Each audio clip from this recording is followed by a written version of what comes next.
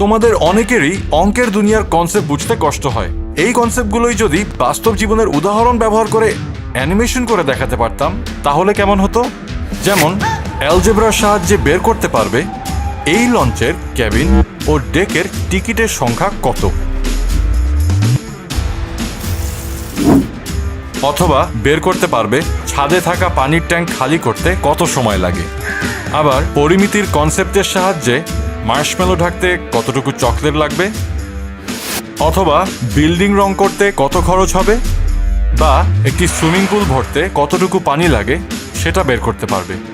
এছাড়াও ত্রিকোণমিতিক কনসেপ্ট ব্যবহার করে লঞ্চের চরে আটকে যাওয়া থেকে রক্ষা করা, সমান্তরাল সরল রেখার কোণ বুঝতে এরকম সহজ ব্যাখ্যা, আশেপাশে থাকা বিভিন্ন উদাহরণের সাহায্যে বৃত্তের বেসিক্স বুঝে নেওয়া,